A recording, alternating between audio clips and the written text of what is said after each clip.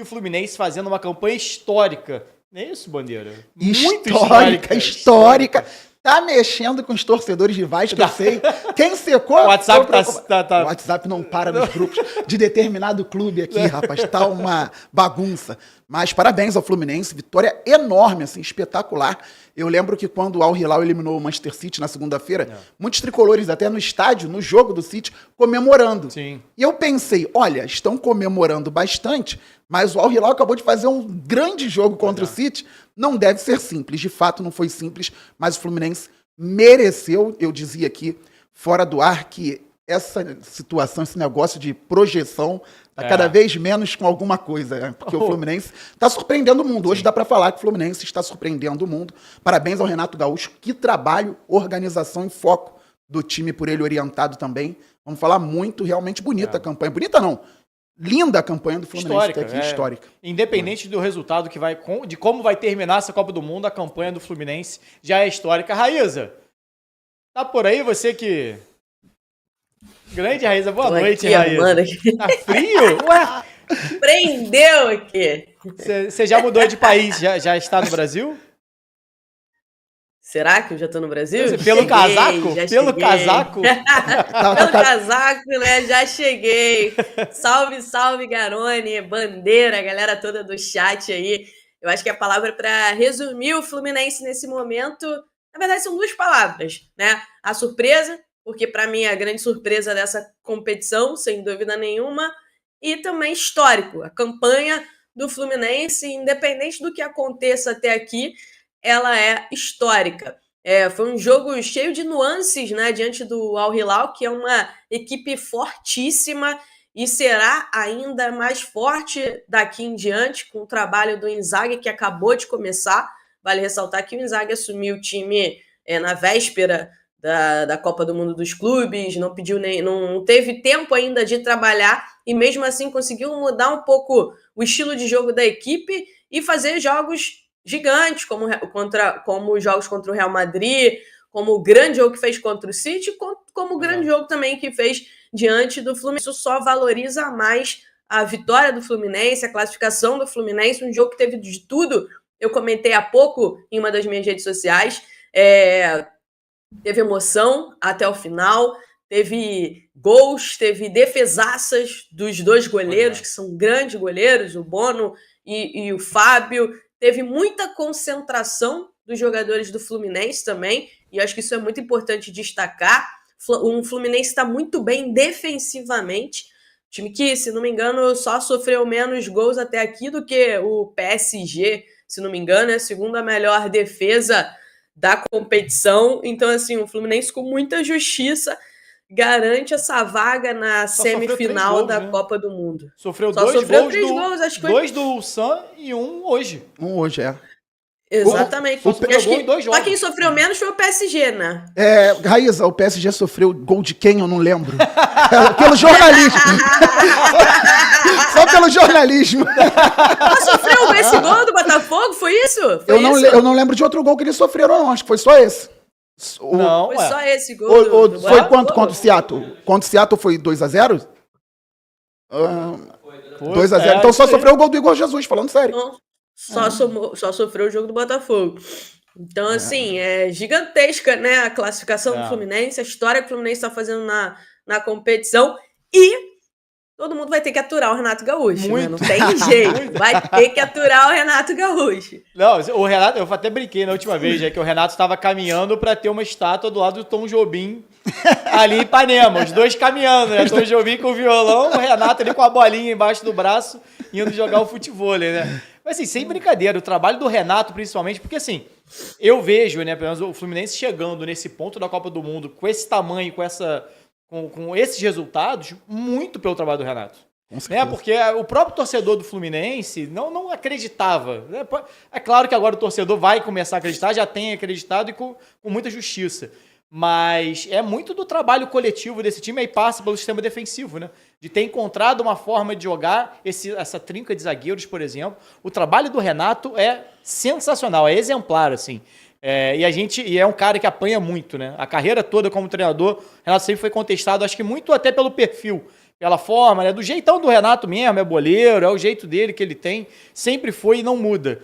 Mas aí acho que entra um debate que não sei se a gente vai ter hoje, vai ter mais pra frente, mas vai acabar tendo em relação a Renato e formação de treinadores, que é muito de você diferenciar aquele cara. Você tem o cara que é mais erudito, o cara que cresce ali estudando, lendo livro e tal, e você tem o cara que cresceu com a bola. O Renato é um cara que cresceu com a bola.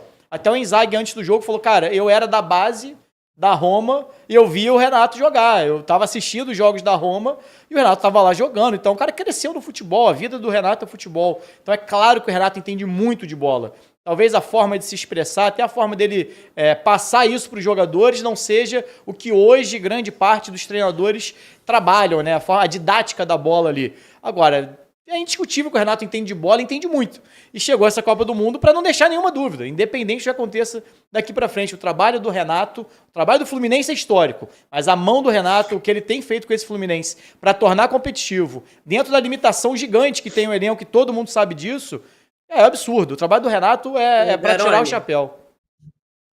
Eu queria falar também sobre o Hércules, né? Porque é um jogador que ele é contratado pelo Fluminense e chega com muita expectativa, porque é um jogador realmente que mostrou muita bola no Fortaleza, um jogador que vários clubes no futebol brasileiro demonstraram interesse. Aí ele chega, não consegue se adaptar de maneira rápida, e isso acontece. Tem jogadores que levam mais tempo para se adaptar e outros que demoram mais tempo.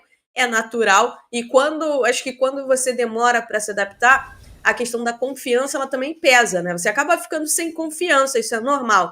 Mas ele virou um talismã do Fluminense agora nessa Copa do Mundo dos Clubes. Entrou no último jogo, fez gol, entrou hoje, fez gol de classificação, sendo importantíssimo. Isso, sem dúvida nenhuma, dá confiança para o Hércules, que eu acho que o potencial dele ninguém nunca discutiu.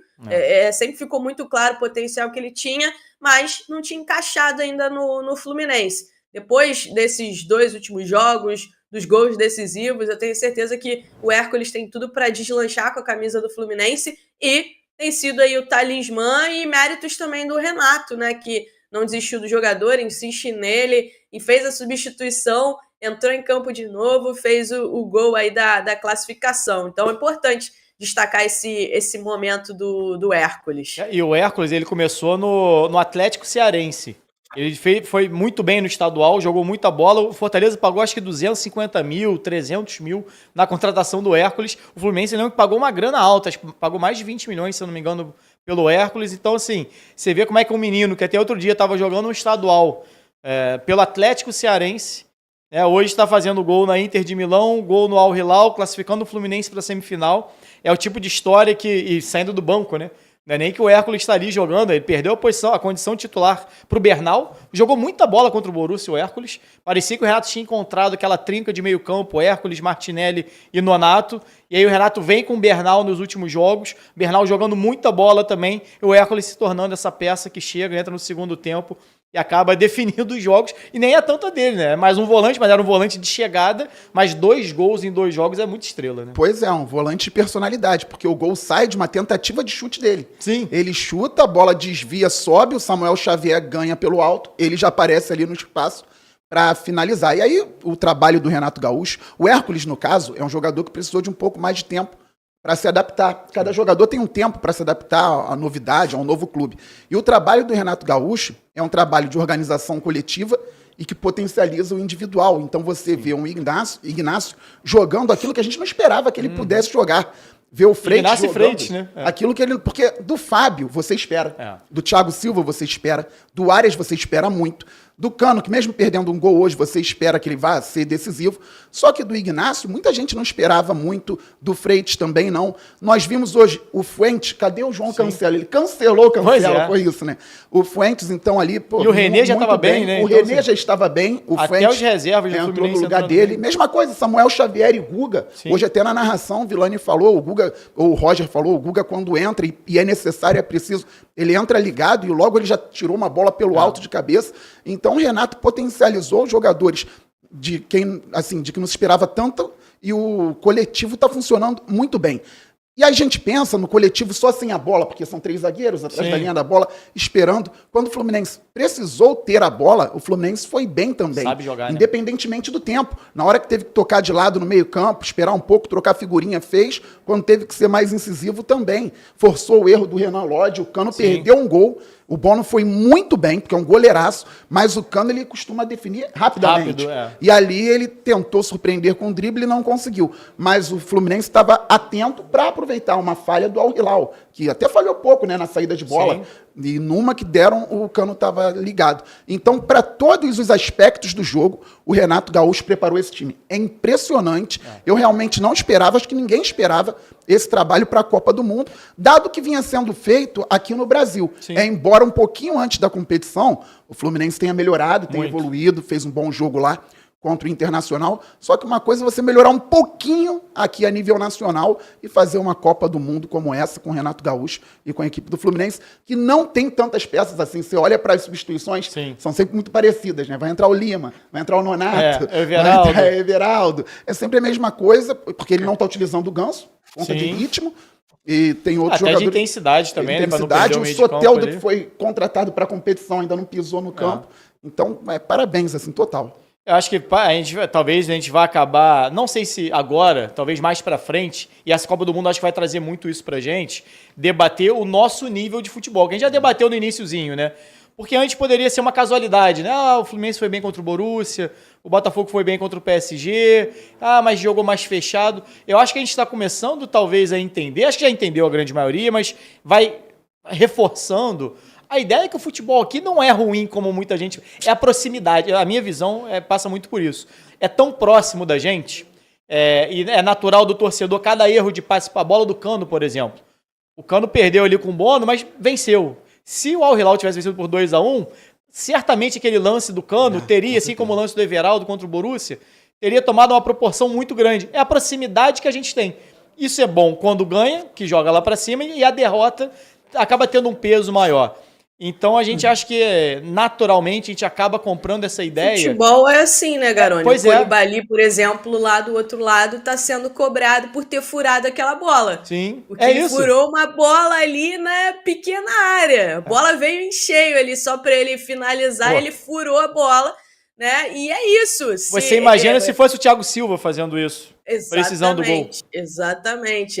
Enfim, então, é muito futebol, não tem jeito. Então, e é da proximidade. Possivelmente o torcedor do Fluminense vai esquecer esse lance do Koulibaly, a gente semana que vem esqueceu. Lá vai ficar marcado. Então é muito disso. Então os erros pra gente ficam muito próximos. Então a gente acha que é tudo ruim, porque fica tudo gravado ali. Se tu botar pra ver um Real Madrid Las Palmas, vai ter um monte de erro. Mas não te afeta em nada. Então beleza.